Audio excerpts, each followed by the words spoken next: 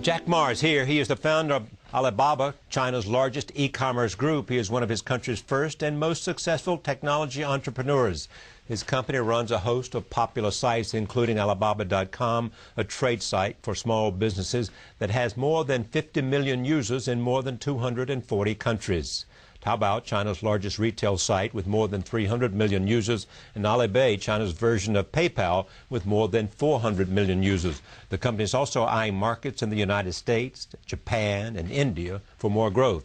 Alibaba is among China's homegrown tech companies that have flourished in its booming market. China already has the world's largest internet population with over 400 million people online.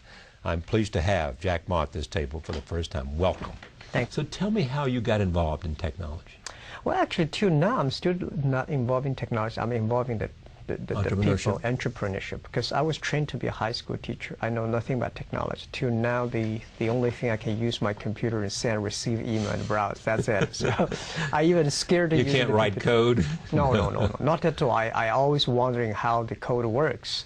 Yeah. But because I don't know the technology. So I respect the technology. We hire the best people and understand them and let them. I believe one thing that is technology is for the people. We should tell the technology guy what the consumers want, what the people want. Because I believe 80% of the people in this world are like me. We love technology, but we're scared of technology.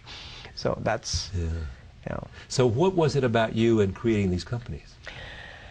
Well, I started the first internet company in China in 1995 called ChinaPages.com. Just by accident, I came to the States. I found the internet. I said, wow, this something is going to change the world. So I started the business. And you knew it was going to change the world when you saw it. Yeah. I think this thing is going to be huge. But I honestly, I did not know after 15 years that grew that fast.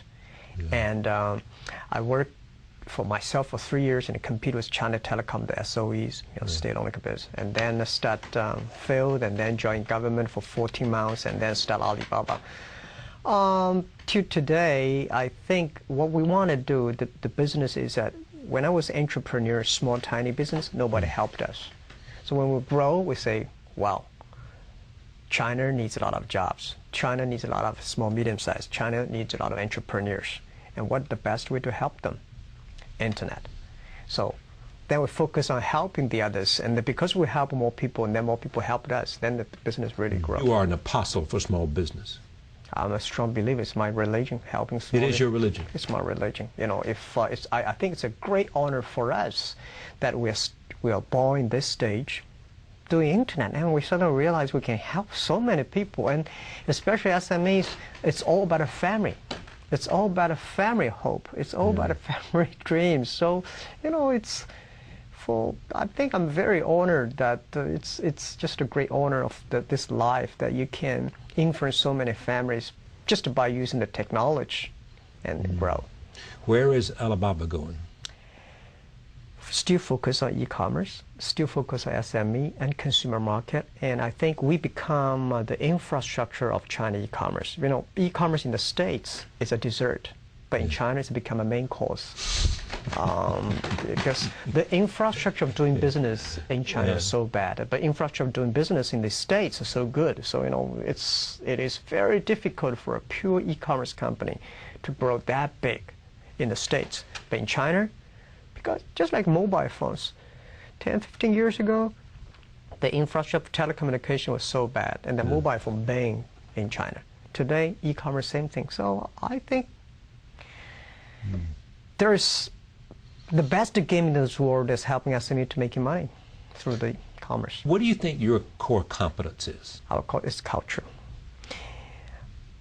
It's not the technology. I think technology is a tool. The core competence of our companies, we have 20,000. We grow from 18 people to now 20,000 young people. And we focus a lot on the value and the mission and making sure the culture, everybody work for helping others instead of just making money. And we believe the co-company different from the Wall Street. We believe customer number one, employee number two, shareholder number three. Customer one, employee two, shareholder number three. Yeah, again, this is my religion. It's the customer that pay us the money. It's the employees that drive the innovation. It's the shareholder, and the shareholder always say, you know, I remember the day before we IPO, and a lot of people say, Jack, can I give us the shares? We were long-term shareholders. But when the crisis came, these guys run as soon as, you know, they ran away. They ran away. My people stayed, customers stayed. Yeah. So where, you've got a world market now. I mean, you've got traction, big-time traction. Mm-hmm. You can look at the world and say, what we do in China, we can do anywhere. Well, or not? Well, yes and no. I think we would say we were doing where there's a SME, small, medium-sized business, will be everywhere. I think if their world has SMEs, right. And I'm a strong believer small is beautiful in this century. Last century, big size, big scale. So the 21st century, small is beautiful. Small is beautiful. So we believe as long as any nation, anywhere, you have a small, medium-sized business, we'll be there. Now, are there people here trying to create, do you see people in the United States trying to follow your model and do what you're doing? They tried, but not successful. Why is that? I think U.S. is still big company driven. You know, 10 years ago, the e-commerce in the Western part is focused on big company, focus on buyers, focusing on cut the cost. Right. But in China, we do is that we focus on small, medium-sized companies. We focus on supplies. And I think you don't have to teach the SME how to save the cost because they know better than you do. Yeah. We will help them to sell things.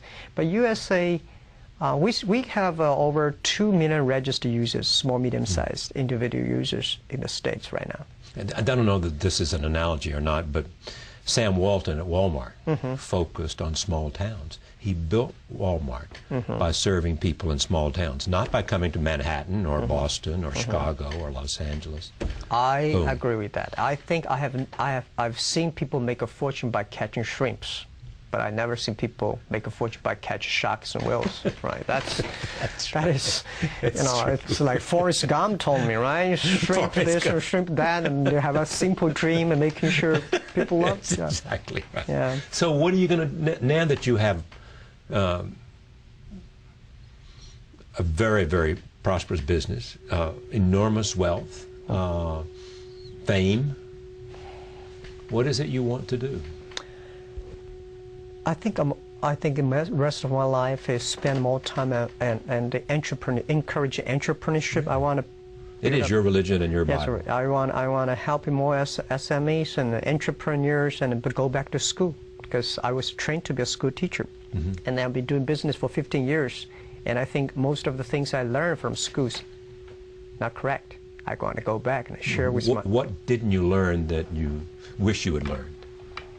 In other words, what is it they're teaching us that's not correct, and what is correct that they're not teaching us? Well, the MBA schools, a lot of business schools, they teach a lot of skills on how to make money, how to run business. But I want to tell people that if you want to run business, you have to run the value first. To serve the others, help the others, that's the key. Because one thing we believe, if you think about making money, and this is US dollar, this is Japanese yen, we talk all about Hong Kong dollars. Nobody want to make friends with these people. You will never make money. Think about how can you help people. Create value for the others, and they will get the money. This is how we succeed in China, and this is why, you call us or you ask what's the core competence in our company. I try to make the 20,000 young people believe that. It's become religion of the company. The people say, Jack, your companies are crazy. How can you do that? But this is the way we run the business. And I think this is the way 21st century. The other thing is also focus on your own people. Quality, on the old people. I think say that what? The people, on people. Your own people. Yeah. Because right. as I think that China, the best resource is not the coal, it's not the petrol, it's the human brains, 1.3 billion people. If we develop their brains, and that's got a lot of innovation. That's the best resources we could ever have. And I'm so honored, have so many young people. The average age of the company is 26 years old. Those great brains, that changed the world. And that the brains, the running computer. I hate computer running brains. We should make the human brains run the computers. The technology grows, maybe 500 and 600 years later, machine is going to kill people. Our job is to making sure that a human run the machine serve the people. Computers. Beyond the obsession with the small business and entrepreneurship and in the human brain, you know, what is it about the way the world is going that encourages you or worries you? I think worries me is about greed. Really? Especially for this, one of the reasons why we have the financial crisis is the greed. When you put the money first, the shareholder number one, everybody think about, you know, nation think about the GDP, and the company think about the revenue, profit, and P, and IPO, and the people forgot what they're doing. We're coming here not to make money, come to this world not to make money, we're coming here to experience the life. So that really make me worried. And what make me feel excited, I think the young people. The people who born 1980s and 90s, and these people will find back the values because of the You really believe that? You think we'll have a return to values because of young people? Because the young people, future young people always better. My father was criticized by my grandfather, and my father criticized me, but my father did better job than my grandfather. I did better, and I believe my kids will do better job than us. Nobody can stop it. Mm-hmm. Now, you work all the time, or do you take time for some balance in your life? If you pause, the answer is you have no balance. Right. Yeah, that's right. Yeah. Yeah. So why is that? Because it's so exciting? Because the challenge is now? It's only a life you know? It makes you happy? What? I think because of the excitement, and because I really treasure and honor this opportunity in my life that I can do things. Because I think my father said, if you were born 30 years ago earlier, you would probably be in the prison because the idea you think is so dangerous. Yeah. But today, I think no. He said if you were born 30 years ago, you'd be in prison. Before the Cultural Revolution, I would be in prison. They would have gotten you, yeah. The way you talk, yeah. the way you think is so ridiculous. Mm. But what are the ideas that excite you? Or is it just customers? Customers first. Yeah. Second is the last century, a company, if you want to grow, I believe you should find a good opportunity. But today, this world never lack opportunity. But today, if you want to be a great company, think about what social problem you can solve. It's not to catch the opportunity. It's about solving the social problems. Because company like Alibaba, we're growing so fast, it's very difficult for one opportunity that can make us lost. Such an organization with the powered by internet, with millions of SMEs, with 400 million consumers, what kind of problem you can solve?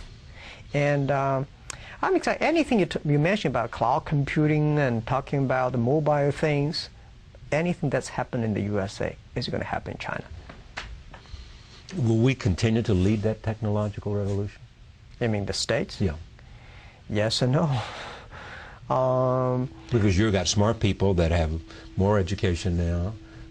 You develop, and China is educating every year, you know, by a factor of 100x number of computer scientists and engineers who can create with the right kind of investment, innovation, philosophy and creativity, the solutions to the technology issues. Yeah, I think China, the U.S. does not have to worry about in 10, 20 years. I think USA technology will still take the leadership. Right.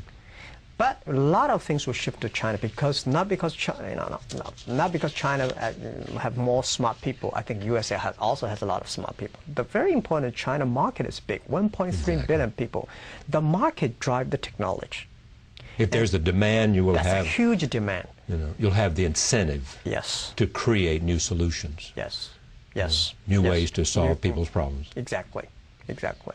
So I think U.S. should be optimistic that more open to China market, because 1.3 billion people is not China market, it's a global market.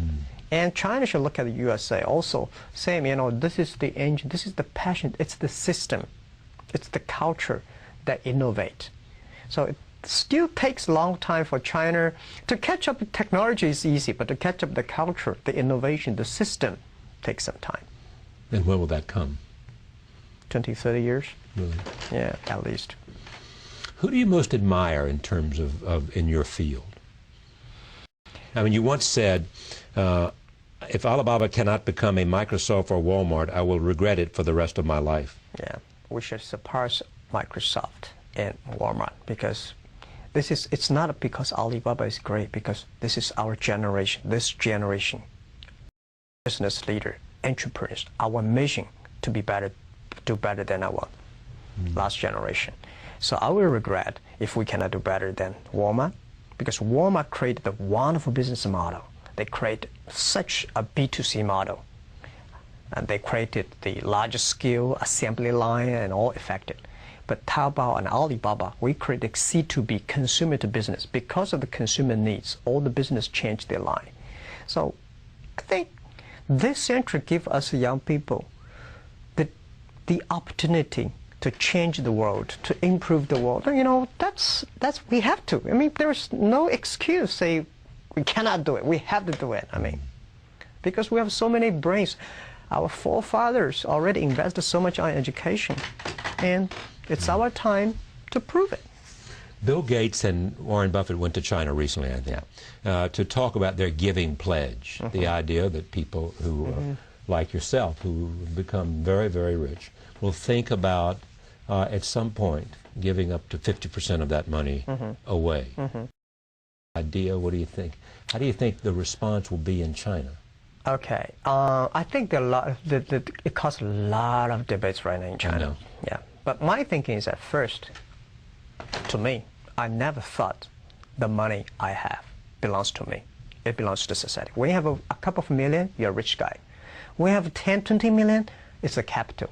When you have over 100 million, that's the social resources. Right. That's the society give it to you. You guys run it for us. You're the guardian of it, yes. Yeah, so it's not my money. My personal, I don't think I can spend, I can sleep one bed, I can only 3 dinners. I mean, that's all, right? That's what exactly. You know, what's money for? Exactly. And the second is that today what China needs. You're not going to be happy on a yacht in the Riviera. I think is 200 million jobs. We are a country lack of 200 million jobs. We've got 1.3 billion people, urbanization, and we need a lot of jobs. We need help a lot of people to create jobs. So today, China philanthropy and charity and whatever done, I respect. But as people like us, we should use the resources. That's one of the money better. I think we can run the resources better than the government. So how, when we are still young, by supporting the society? And I don't think I will regret when I'm 80 years old, 70 years old, I start to donate money. I should spend the money now. And create jobs. Create jobs. Yes, create jobs. Yeah, create hopes. You believe that in terms of social good, the best thing you can do is create jobs, because if you have a society in which people have a job and they have a respectable way to earn a living and provide shelter and to provide a means for their children to have a better life, as you said, your father did and your grandfather, and you did and your father. Yeah, and the other thing is investment on the environment protection. That China, you know, I lost 2 great young people last year because of the cancer. They're only 20s. Yeah, when I ask a lot of friends, do you have a friend or relative, anybody cancer? Everybody says, yes, I have a friend or relative. Environment, the water is polluted, the trees, the environment, the whole thing. So we think, this is what it become another religion. Yeah. If we grow our business but without caring for the environment, we are killing our kids or killing our own future.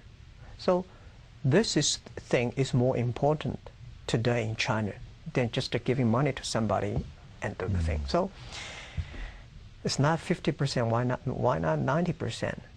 Why did you call the company Alibaba? I like the spelling. I like the vision, Alibaba, open sesame. I believe the internet is open sesame, and there is a password that to everybody that you can find great people, you can find great opportunities of business and improve people. That is open sesame story. I love the Alibaba. It saves me a lot of marketing dollars.